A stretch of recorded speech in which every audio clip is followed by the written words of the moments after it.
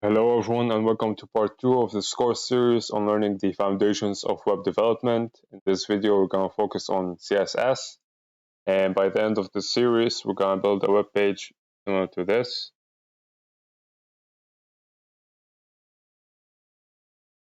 Okay, so if you haven't watched my previous video on HTML, go ahead and do so, and if you did, then you can continue with this video. We're going to first off start by creating a simple HTML page. You can do that by simply typing an exclamation mark, enter, and VS Code will autocomplete it for you, creating a empty HTML page. Save it, go to the file, open with your browser, and you have an empty HTML page. Okay, at the end of the previous video, we stopped at talking about three main attributes. They're called class, ID, name. We said that all of these can be more or less used interchangeably for CSS and JavaScript. In this video, we're going to focus on these two, class and ID. And they're mainly used for referencing your tags in order to style them. So in order to start styling your tags, you have a tag called style. And within this tag is where all of your styles will occur. So let's give the h1 tag a style of text, and let's enter some text like pizza, and let's give it an ID of pizza.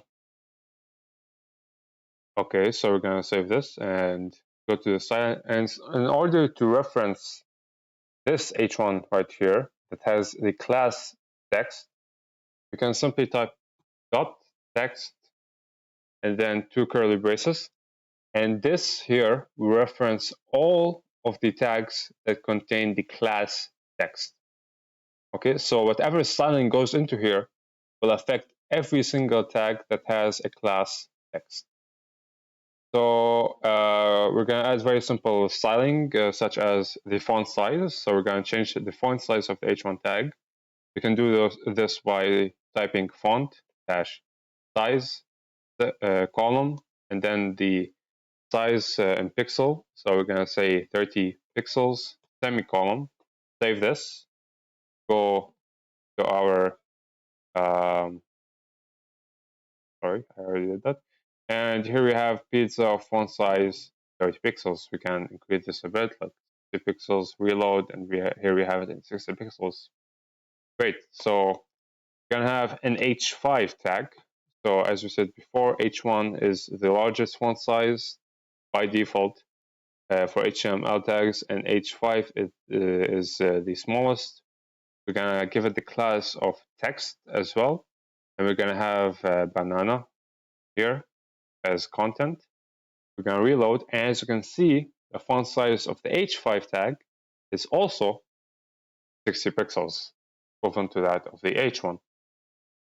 Okay, so the ID, you can reference it by using a hashtag and the name for the ID, which we named pizza, curly braces, and the same thing. So we can change the color of the text by using color, and we can set it to red, reload, and here we have red. Now, you might be wondering that can we also do the same thing for the H5 tag? So let's go ahead and see. We're gonna set ID for pizza, reload, and it does work.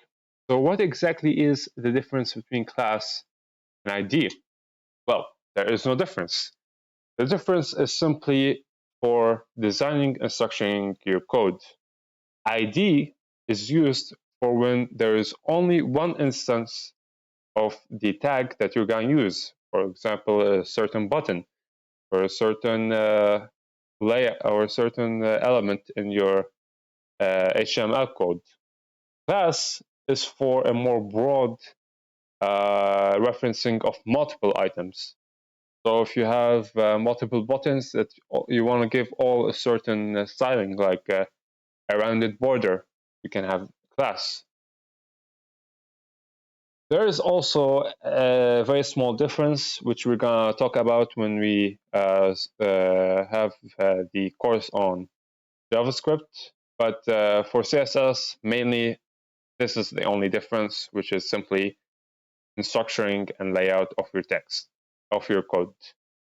Okay, so we're gonna use most of the time class instead of ID, because that's simply my preference.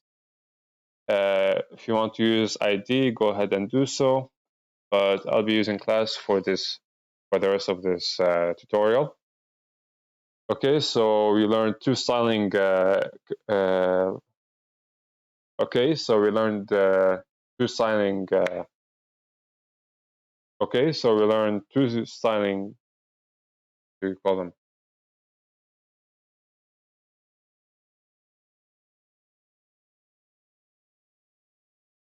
Okay, so we learned two styles: the font size and the color. I'll give it color of green this time. There's also the font weight, which is the width of the stroke for the text.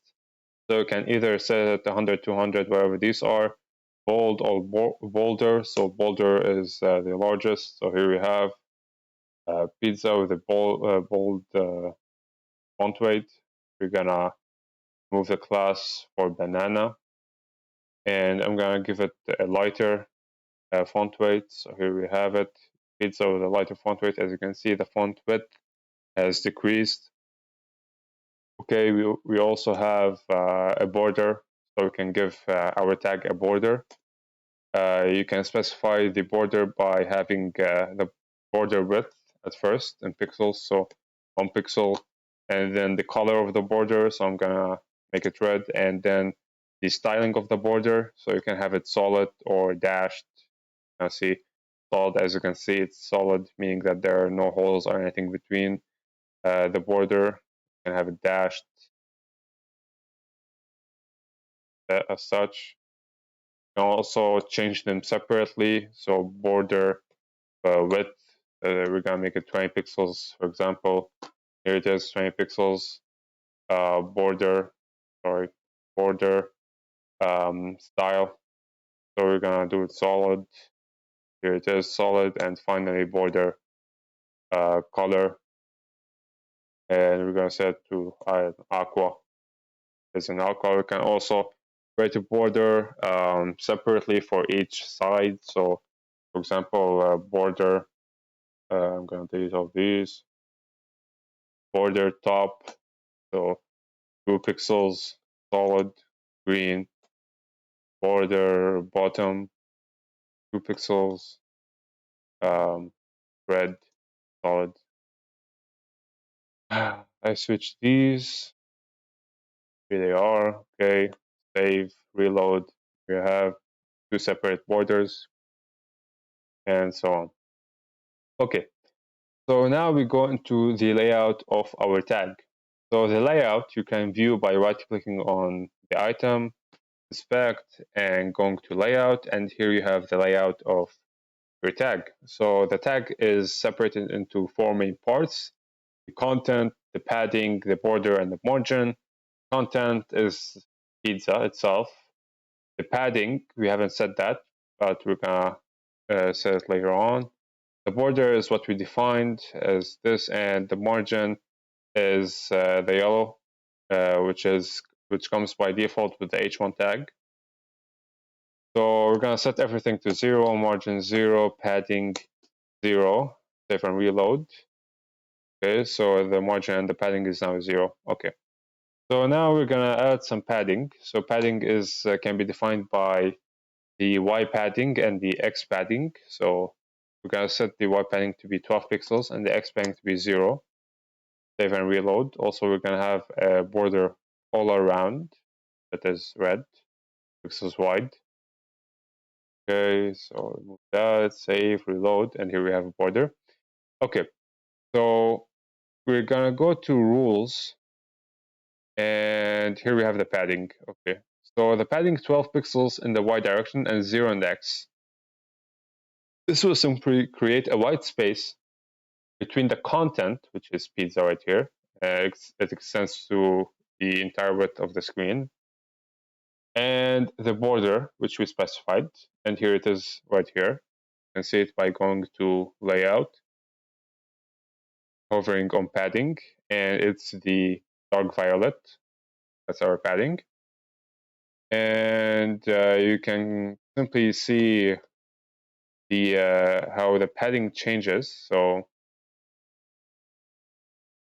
second here, padding, let's say top.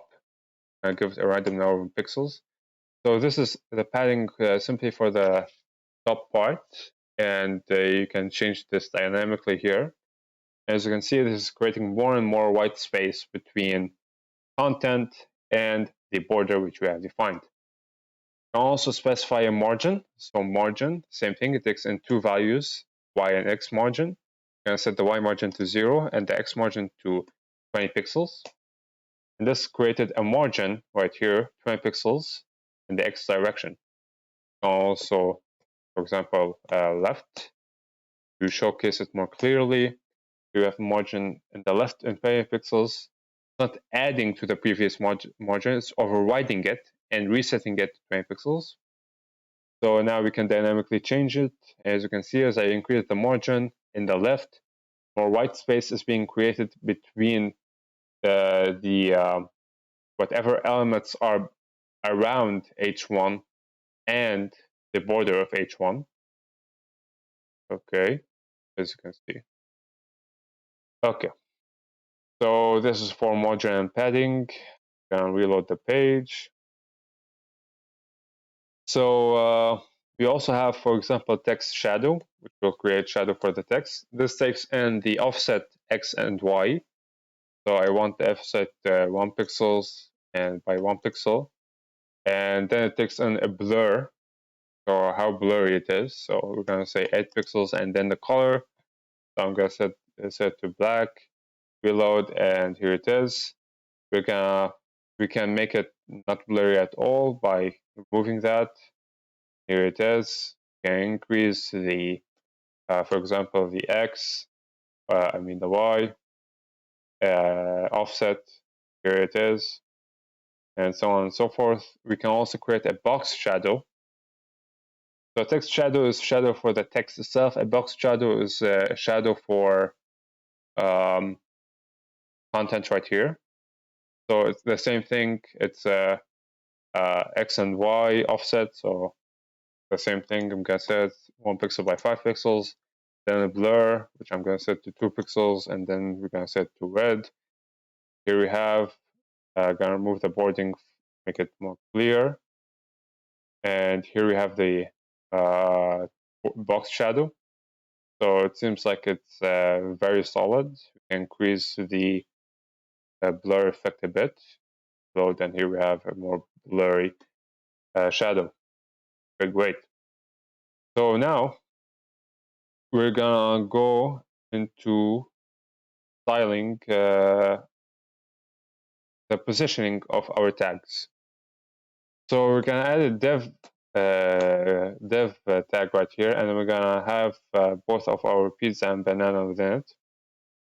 Save, reload, nothing changes.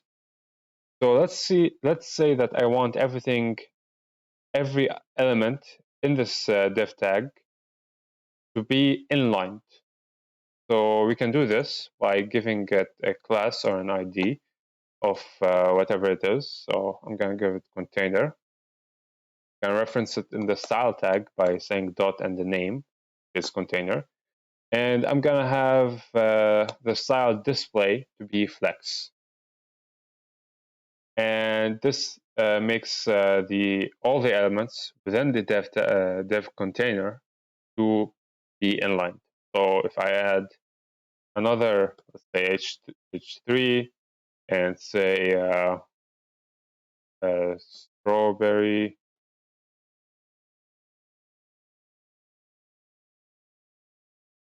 it is also inlined. Okay. So I'm gonna so we go to inspector and we go to container. As you can see, the container is taking the width of the entire screen. We can change its width by having the style width, and we can give it pixels. So let's say 300 pixels. Reload. Nothing changed here, but if you go into the inspector, you see that it is now only 300 pixels wide. You can also change the height using height. Let's give it 600 pixels. Reload. And now, as you can see, it is 600 pixels in height. Okay. So we're going to increase the width a bit to 600, let's say. And so let's say that now we want all the elements under the container to be separated equally. We can do that by having the style justify content to be space between. And here we have all the elements within the container division to be separated equidistantly from each other. You can also have variant types of equidistant separation, such as around. Here it is. It gives a bit of white space in the beginning and the end, and it separates it then equally, and you can say evenly. And it would separate it evenly, each element from each other, with the beginning and the end, some white space, evenly. Okay. So let's say that we want some inline elements to be displayed vertically. We can have the attribute, the style flex direction, we column. So now they are separated equally or evenly. So let's give the banana a class of banana. We go to the style tag dot banana, and I can give it a position of let's say absolute. And so what will this do? This will let me change this to a space between, more clear. Okay. As you can see, the banana now is not taken into consideration when using the flex box for the container justify content between. So if the banana didn't have the position absolute, it is separated equally from both pizza and strawberry. However, with position absolute, we can place it relatively to the container by having the position style in the container to be relative. So now it is placed absolutely in relative to the container itself. So to explain this, let me change the positioning of the banana. So I'm going to say the banana bottom, so the bottom value is 0, making it at the bottom of its relative parent. And I'm going to make the container not the relative position. Reload this, and as you can see, the banana is positioned at the bottom of the screen itself. Now I'm going to make the container to be position relative. So now the banana is positioned absolutely relatively to the container itself, meaning that the bottom 0 is the bottom of the container, meaning that the banana should now be placed under the strawberry. We're going to reload. And as you can see, that's what happened. It is placed at the same level of the strawberry. And so we can also change the positioning, for example, the left.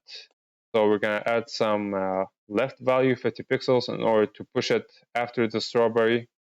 Need a bit more, 200. Here we have, you can also add right and top. The right has the opposite effect of left, so 50 pixels.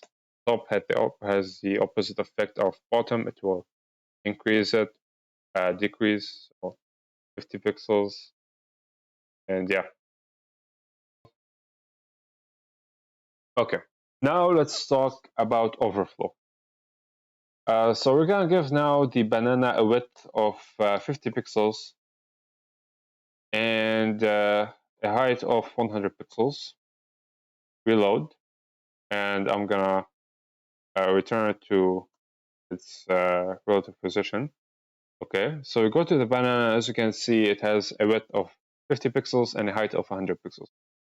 Now let's say that I added multiple bananas right here within the content. So banana, banana, banana, banana, banana. Okay, great, reload. And as you can see, there is a default styling that whenever there is an overflow, the oh wait, let's add a bit more. So as you can see that there's a default styling that whenever there is an overflow of the content uh, within a container, it simply disregards it and completes. So we can change this by going into banana and having overflow style to be hidden, for example. So hidden, and now it hides any overflow. You can also set it to scroll, and now you can scroll in order to view the overflow.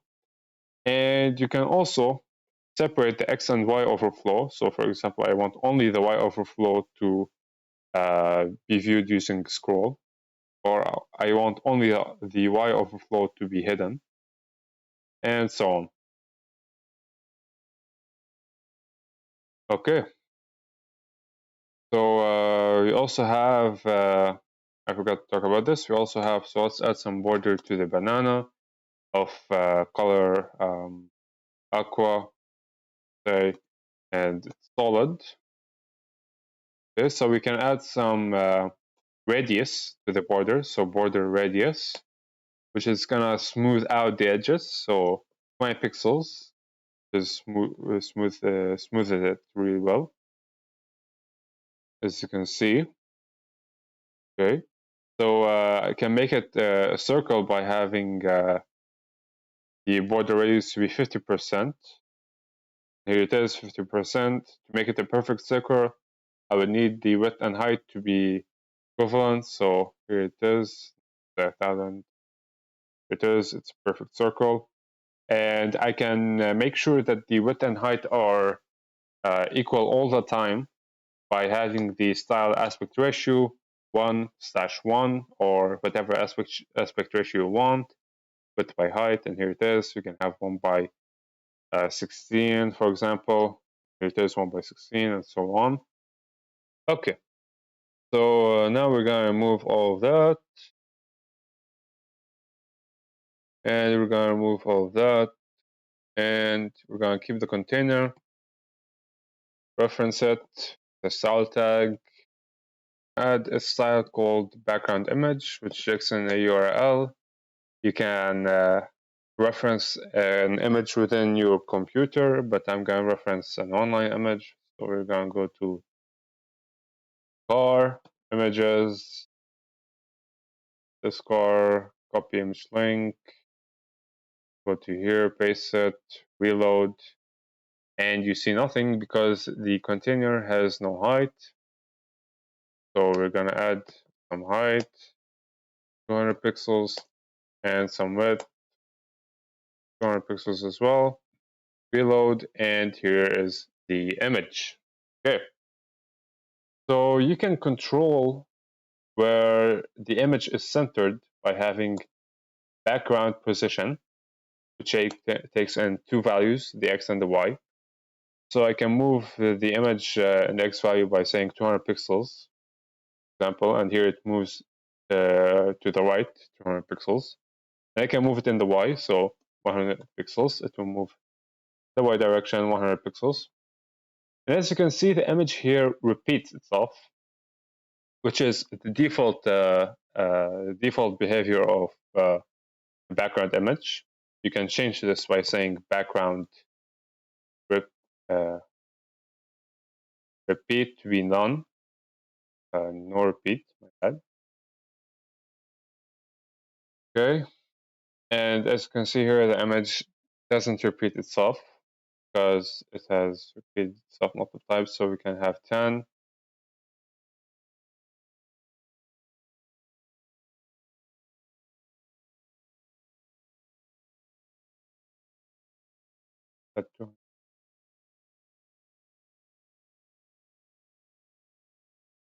and the image disappeared. That would be because our offset is too large, so we can have 10 by 10. Save, reload. Maybe you can increase this a bit. See this? Tools right here. So position.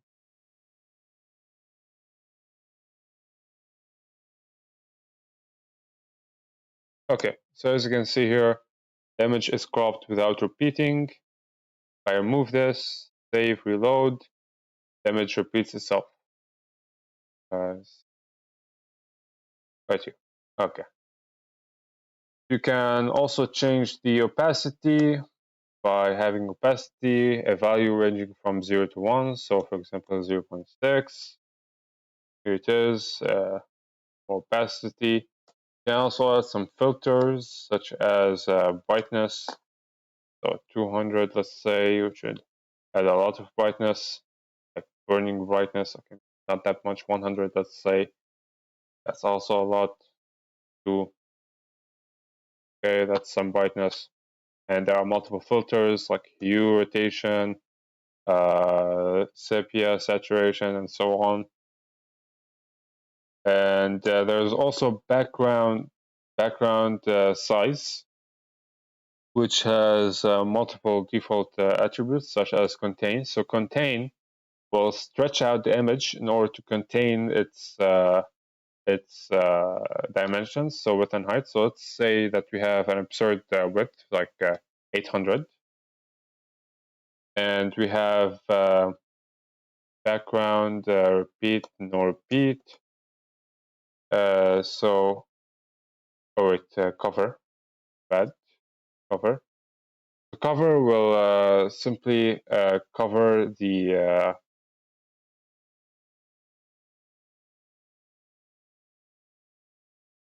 okay, so cover will cover the image with the container dimensions, and contain will maintain the aspect ratio within the no matter the container dimension. Okay, as I said before, we can also have an image tag. So image can have the source to be this right here. Source. Okay, and when we have the image tag, these don't matter. So background size and background repeat. So here we have our image tag, and we can style it by going to here and having the tag name itself. So this would change all the image tags. And instead of background position and background size, we can have object position, and the same thing applies. So 10 pixels by 60 pixels, for example, to change the image. And we can also have object fit. Now, object fit is equivalent to background size. In order for this to work, so contain, fill, and cover all the same. Fill will simply make fill will make the dimensions of the image the same as the container.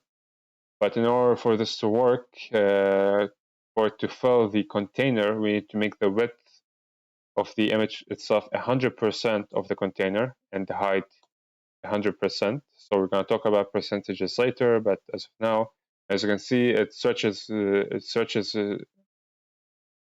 you can see, it stretches. As you can see, it stretches the image to the container. We can also remove the object position for it to stretch completely. This is fill. This is cover, and contain. Okay. So now we're going to talk about percentages. So 100% here is 800 pixels here.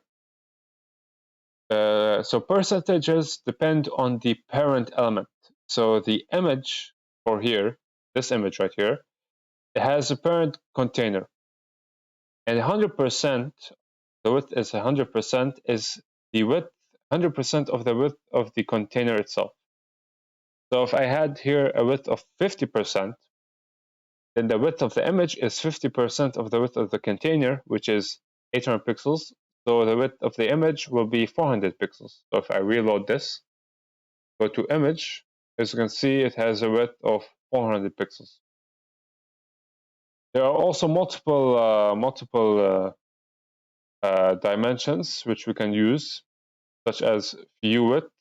View width is the width of your screen. So for example, 50 view width will be 50% of the screen. So we can save this and reload. And here's the image half the width of the screen. There are also EM and RAM, which are all relative SI units. We can talk about them later, but not in this video. And FR.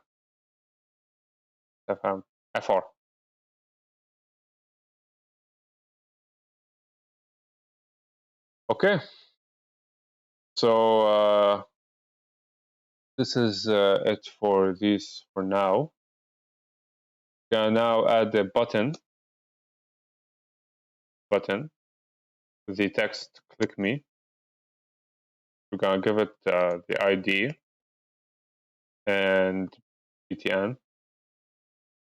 We're gonna reference the ID with hashtag btn, curly braces, and we're gonna give it a background color of black and a color for the text of white. Okay. So here we have the button. We're gonna give it some padding. So the X padding, the Y padding, we're gonna give it 5 pixels, and the X padding 10 pixels. We're gonna add also a border radius of 20 pixels to make it smooth. Okay.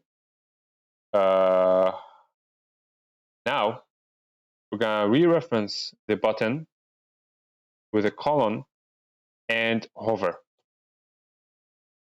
This styling will apply only when the button is hovered upon. So let's say that the background color, we want it to be gray. Okay, so we're gonna reload that, hover over the button, and as you can see now, the background color is gray. Now we can transition into this change, all changes, in 0.2 seconds. We ease in the transition and the out of the transition. So save this, reload. And as you can see now, the transition to the gray color is being smoothly occurring, and the transitioning out as well. So we can extend this period of time in order to showcase it more clearly. Here it is, transitioning slowly into the background color of gray and then transitioning out back to black. Okay, we have also multiple what we call pseudo elements. So button active. So we're gonna have a color for the text of, let's say, gold. Okay, reload that. We go to hover, the text color is the same. We click, however, and the text changes to click me. Okay, so here, instead of all, I want only the background color to change in 0.5 seconds is in, is out.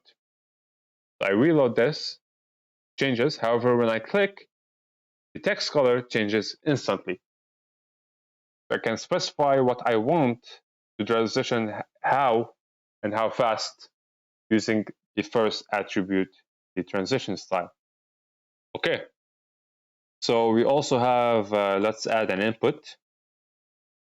So the input is going to have a placeholder of right, I don't know. And we're gonna give it a class of input. So we're gonna go to dot input curly braces. Okay, we're gonna save this, reload, and we have the input. Now the input has a default outline. When you focus, which is when you click on it, you can change by having the pseudo element dot input column focus, right, and setting the outline to be none. Reload, and as you can see, now when we focus, nothing changes. However, we can change different stuff such as the width, and we're gonna set to 200 pixels. So focus, and now we get the width. Okay. So we also have transformations, so we can change the shape, size, and rotation of the elements. So we have rotate, for example, which take in degrees, like dig, DEG. Save this and reload, and it changes its rotation. So I'm gonna make it a bit more down, so 20 pixels, maybe 500 pixels.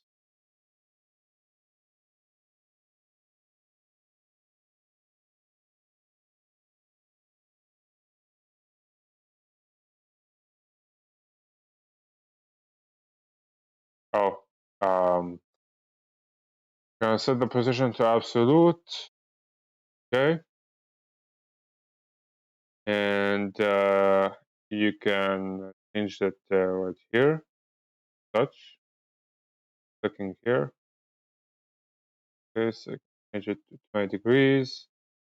You can also have skew. So, for example, skew and 5 degrees. Okay, and this is a skew in the x. Also have skew y. Here's skew y. So you can increase this a bit, like 50. This creates some sort of a 3D effect. UX. This will make it as if it's rotating as such, the 3 dimensions. You can also scale it. So scale and scale X, 12 pixels, for example, or 1 pixels, 12 times. Okay, so you can scale X, for example, 5 times is a lot, 2 times, such, scale it X and Y, so 2 by 2, scale, yeah, that, sure. We can, for example, position this absolutely, and so positioned absolutely, it's positioned absolutely in relative with the parent element that is positioned relatively. So the container isn't positioned relatively in order to be referenced when this is positioned absolutely. So this is in relative with the screen, meaning that we can technically center it. We can center it by saying the top. So top, we want that to be 0. The left, we want that to be 0. Okay, so reload, and my bad, not 0, 50%. So the percentage is relative to the container, to the screen itself. So it seems like it's in the center, but it's not. This right here is in the center, this point right here. And this is where elements, the initializing point is for elements. So this is what's being centered. In order to take into account the width and height of the element itself, we can do a transform and translate it negative 50% in the x direction and negative 50% in the y direction. So we're gonna translate the x direction half of the width of this backwards, and the same thing for the y. Reload, save, reload, and what seems to be the problem? Oh, okay. So yeah.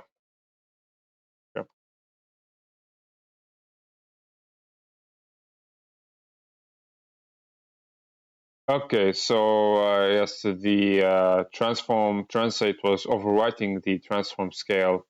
Now it worked. There is, however, the problem with the scale interfering with the translate. So let me see. Yeah, this um,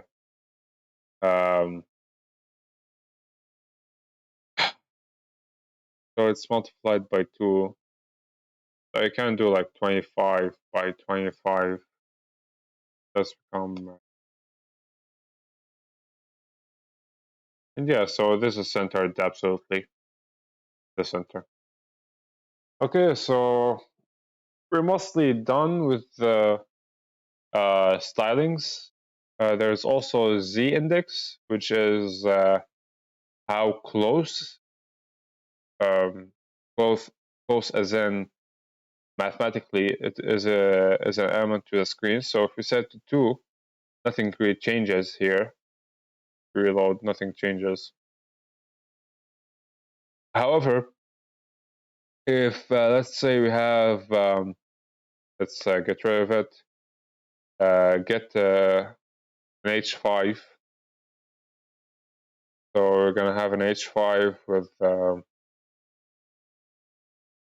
placeholder be the text, and we're gonna give it the class of text, and we're gonna position this also in the middle of the screen. So position absolute top 50%, height percent, transform, translate negative 50%, negative 50%, save, reload. What seems to be the problem?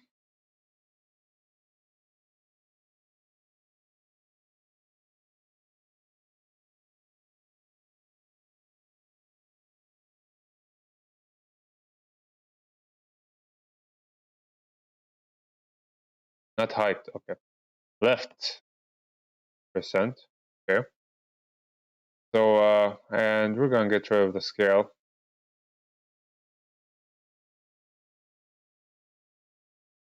Okay, so let's say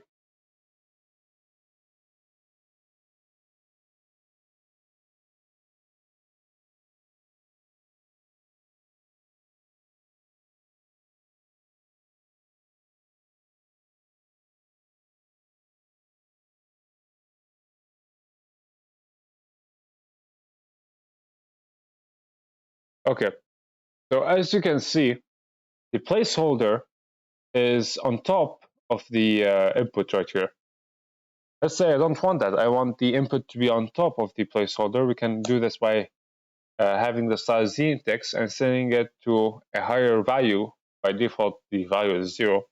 So 1, for example, they were in place. And as you can see now, it is the input is over the text placeholder. And yeah. So what's left is 2 pseudo elements, which are after, so text semicolon semicolon after. This will create after the text an element. So you can have a content style which specifies the content. So after, we're gonna give the content of after. We're gonna set the top 0 and left 0 for it to be on equal distance with the tag itself. So it is after. You can also have before. So copy and paste this. They have before, or before. Here it is, before. We're gonna just add a background color to separate these. So yellow and color red. save, reload, and here it is. Okay, and finally,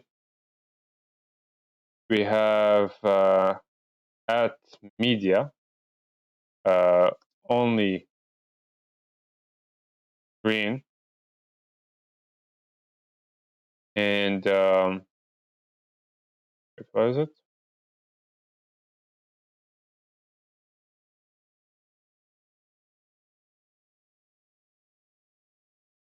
Oh, and okay. And finally, we have something called at media, only screen, and braces. Let's say max width be 800 pixels, and I'm gonna set the body background color be blue.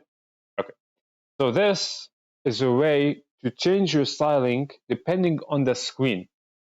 So I am saying that if the screen is anywhere under 800 pixels, so max width, there's anything under the width, which I specify to be 800, you can do vice versa by saying min. So anything above width of 800 pixels will have a background color of blue. So we can view this by copy and reloading. And as you can see, this is background color of blue. We can have max, save, reload. It's white again because it's not less than 800 pixels. We can do this by simply pushing our screen until it's less than 800 pixels, and here it is. Okay. And we can have the same thing that we do right here. So we can have like dot text for color of aquamarine. Load this. It's an aquamarine color. Okay, so a couple more things. You can, instead of having all of this, so instead of using a style tag, you can use a style sheet. So instead of doing that, you can simply create a new file. We're going to call it style.css. Okay, open this with Visual Studio. Paste all of your style without the style tags. And then at the head tag, we're going to add a tag called link and rel style sheet, and the reference is going to be dot slash, so it's within the desktop, style.css, and save this, reload, and here we have this our styles, all of them. So it's a much neater way to separate your HTML code from your styling code. You can also simply have an attribute called style. So we're going to go to the button, style, and within the style, the same thing you can do. So background color, and that's a orange, semicolon. And here we have background color of orange. And yeah, that's mostly it for CSS. If you have any questions, please feel free to do so in the comments. And next video, we're going to talk about JavaScript.